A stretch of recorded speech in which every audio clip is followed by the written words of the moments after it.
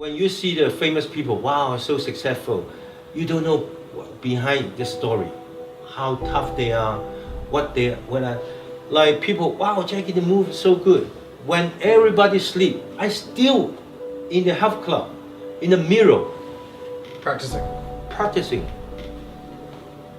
like this, and and 4 o'clock, 6 o'clock, get up on the set. Yeah. Then you suddenly do something, very beautiful. Oh yeah, go back, training again. Okay, there's a snake head, that's a snake mouth, that's snake tongue. Okay, you create more things. I think you always want to be challenging yourself and pushing yourself in the work that you do, because that's how you experience those situations. You know, it's very easy once you get to a certain point to sort of find your comfort zone and stay in it and not be challenged. That's not to say that life won't visit challenges upon you, but you're going to experience less, right? But I think exercise and working out is a great metaphor for this. Like, I try to run every single day, and I don't care what the weather is. I don't care how I'm feeling. It's something I'm going to subject myself to and force myself to. And you know, often I'll find, like, I run in the afternoons, for instance, and I'll find that I'll be tired, that the day won't have gone very well. You know, that maybe I wasn't feeling great. But that hour that I'm out there sweating, when I come back, I'm ready to go again. I've been recharged. And I think being able to find that, hey, I do better when I'm challenged is a great thing to teach yourself. And the other thing, Tim Ferriss told me this, he was saying, you know, if you work out every single day, you have a guaranteed win every single day. So your company might be declaring bankruptcy, but you set a new PR, or you know, you got a great rush of endorphins. You'll at least be able to tell yourself, like, hey, that went well. And that's something that the reason I seek out that hardship every day is that it's a hardship that I'm sort of guaranteed to overcome. There is no such thing as complete control. Nothing. No one has complete control in any situation. People that leading organizations in some ways have less, because not only do they have to control what they do, they have to help persuade everyone else what they do. But, you know, if you are able to take responsibility, I'm not late because there was traffic. I'm late because I didn't leave early enough to account for the fact that there was traffic.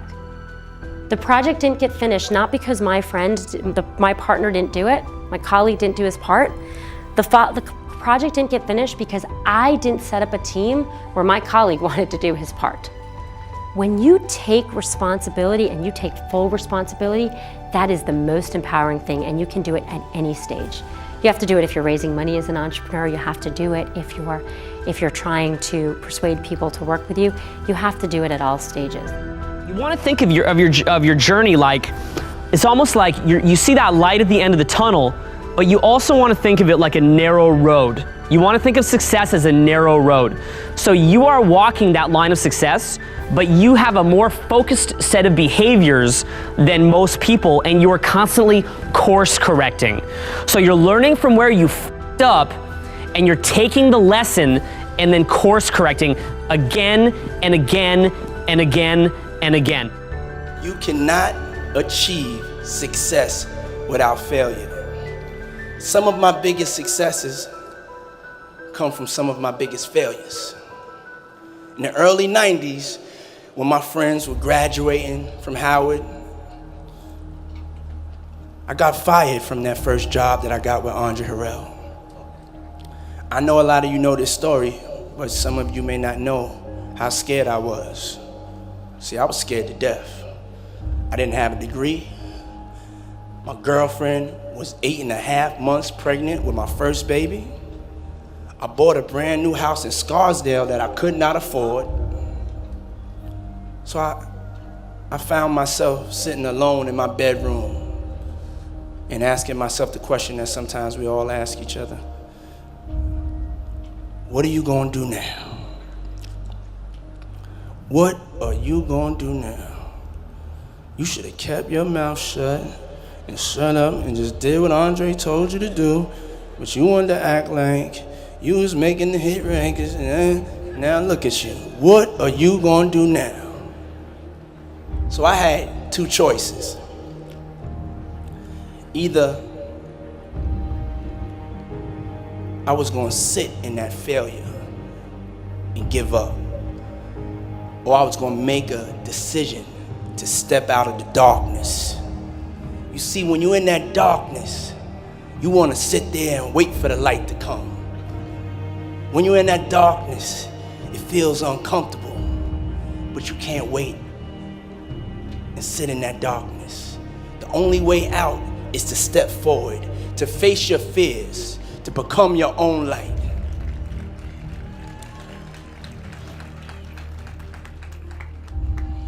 I had to make a decision. I had to decide to become my own light. I had to believe in myself like never before. I had to find my inner power. Now, I'm not gonna lie to you. There's gonna be a lot of times y'all about to fail. I'm still failing every day. We are all a work in progress. And one day, you'll be sitting in the dark like I was. And you're gonna be asking yourself, what am I gonna do now? Years ago, I'd look around and say, okay, how do people get themselves to follow through that haven't been following through? What's the difference? And I started interviewing hundreds of people, literally, and eventually thousands, because I had thousands of my events. So I'd ask the group to give me their feedback. And I came up with this model. It's like the holy grail of belief, or the holy grail of momentum. It's like the difference between what makes the rich get richer and the poor get poor, right? And the difference we all know is mindset, but like, how's that built? So this is what I did. I created these stupid little 4 little boxes, and I'll scribble it here for you. You think about the first thing that determines whether you can do something or not, and I put that in this first box at the top here on the left side. It's potential. Like, what's the potential of a human being? Like, when you guys started, you proved something no one had done in history. You ran the 4-minute mile, right? For golly knows how many centuries, they're trying to run a 4-minute mile. Roger Bannister does it. How did he do it? Do you remember? You did it in this industry, right? You made $1 million in a day. No one had ever done that in history, right? After you did it, a bunch of other guys are doing it because it became possible. Roger Bannister didn't just go physically practice. He made a shift in his head. He practiced in his head because he could never achieve it physically, so he had to change in his head first so that the result became certain enough he believed it, and then his body got him through. After Roger Bannister ran that 4-minute mile, within 2 years, 37 people ran a 4-minute mile. Wow. When no one in history had ever done it. Now here's how it works. The potential for anybody getting your product is extraordinary. They can do what you've done as much, more or less. They can do whatever they want to do. The potential's there. The market's proven that. Whether or not they tap into that potential has a lot to do with what action they take, which is the question you came to me with, right? Like, you know, God, they all have potential, but they're not taking action. And we all know that the action they take is going to determine the results they get. That's pretty obvious. So most people have a belief about what their real potential is no matter what you tell them. And that affects how much action they take. And of course that affects the result. And then ironically, that result reinforces their belief. And then that belief affects it. So I'll give you an example. Let's say a person has unlimited potential, we all agree. But they take little action, little results. Why? Because they have to start with a problem with their belief. They don't believe it's really going to happen for me. Maybe for Frank Kearns because he's got the cool hair and stuff, or maybe it's for you because you're so driven, but it's not me. Maybe Tony Robbins because he's a freak, got these big teeth. Whatever their thought process is, right? They got this thing, right? But what happens is, if you believe that there's very little potential, how much action are you going to take? Nothing, little. And when you take little potential with a little action, what kind of results do you get? Lousy little results. And when you get little results, what does that do to your belief? You go, see, I told you this was a waste of time, told you this wouldn't work. And then what happens? You tap even less potential, you take even less action, you get even worse results, and your belief gets even weaker. And this sucker feeds on itself until you are in a downward spiral. It's poisonous. It's poisonous and it's self-fulfilling. Now, what if something could happen that could come along and fill you with a sense of absolute certainty? Not like I believe, but mean where you know. In you guys' case, mine as well, we knew because we had to. Because we burned the boats. There was no other option. We had to find a way. We weren't going to live that way. We all did it in different ways and for different reasons, but in essence, that was it. If you get yourself in a state of certainty that this is going to work, I'm going to find the way, and if this doesn't work, I will make the way, then you tap a lot more potential. And when you're certain in your potential, you take massive action. When you take massive action, you really believe in something, you get great results. When you get great results, your brain goes, see, I told you I was a stud. I told you this thing would work out. Now you're even stronger. You tap more potential, take greater action, greater results. That's how you went from $300 in a week to 2,500 in 5 days, to 100,000 in a month, to $1 million in a day. Same thing with you. And we get momentum. That's why the rich get richer and the poor get poorer.